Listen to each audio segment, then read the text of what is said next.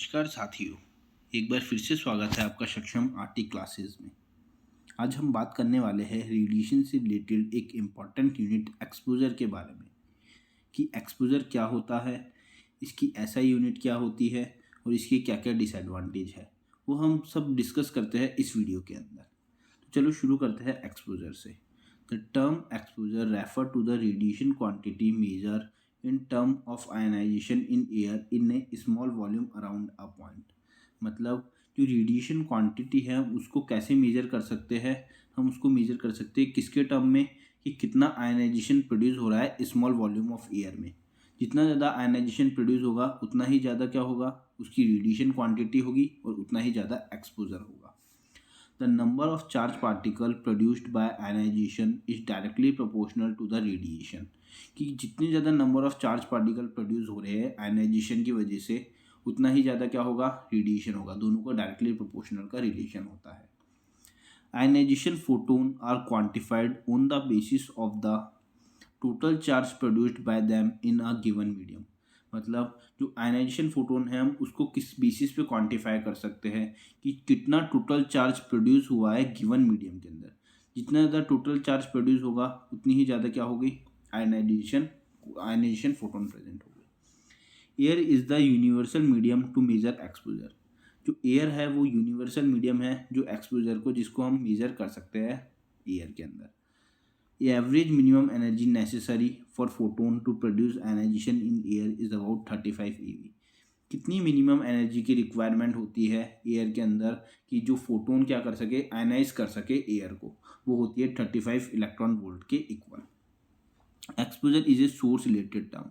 जो एक्सपोजर है वो सोर्स रिलेटेड टर्म है। Its unit is roentgen. जो एक्सपोजर की यूनिट होती है वो होती है roentgen. Exposure from the X-ray source obey inverse square law. जो एक्सरे सोर्स होता है उस वो एक्सपोजर जो होता है वो इनवर्स स्क्वायर लॉ फॉलो करता है। इनवर्स स्क्वायर लॉ क्या होता है कि जितनी ज़्यादा डिस्टेंस होगी उतना कम आपको एक्सपोजर लगेगा। तो इसलिए कहते हैं कि एक्सरे ट्यूब से ज़्यादा डिस्टेंस बना के रखनी चाहिए जिससे आपको कम से कम एक्सपोजर लगे। अब हम बात करते हैं ऐसा यूनिट रॉन्टगन की। अमाउंट ऑफ एक्स और gamma radiation such that associated corpuscular emission per 0.001293 gram of air at STP produced in air and ions carrying 1 ESU of charge। मतलब कि 1 सेंटीमीटर क्यूबिक वॉल्यूम के अंदर या एयर के अंदर STP के ऊपर 1 ESU ऑफ चार्ज जो प्रोड्यूस हो रहा है किसके कारण, गामा या एक्स रेडिएशन के कारण। ठीक है, वो किसके इक्वल होगा, वो 1 रॉन्टगन के इक्वल होगा। ये एसटीपी पे ही क्यों लिया गया है, क्योंकि एक स्टैंडर्ड टेम्परेचर और प्रेशर लेना बहुत ज़रूरी होता है। क्योंकि जो वॉल्यूम होता है वो डायरेक्टली प्रोपोर्शनल टू टेम्परेचर होता है और इन्वर्सली प्रोपोर्शनल टू प्रेशर होता है।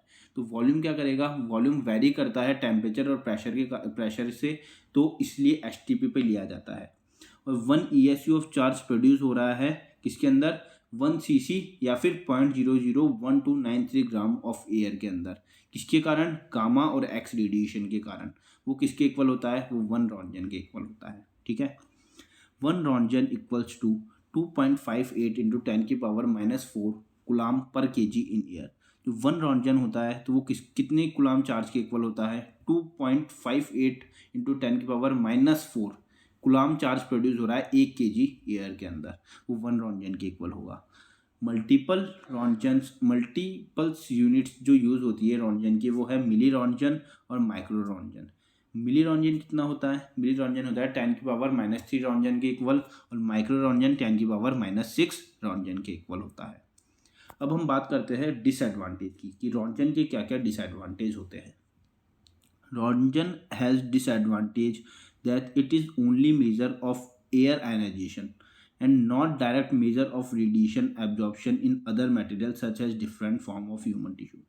रॉन्टगन का एक सबसे बड़ा डिसएडवांटेज है कि वो सिर्फ एयर के अंदर ही मेजर कर सकते हैं, हम एयर आयनाइजेशन के अंदर ही मेजर कर सकते हैं उसको हम, ना कि कोई डिफरेंट टिश्यूज़ या फिर डिफरेंट मटेरियल के अंदर यूज़ कर सकते हैं। सिर्फ एयर में ही यूज़ कर सकते हैं रॉन्टगन यूनिट को। Roentgen can be used only up to photon energy of 3 MeV।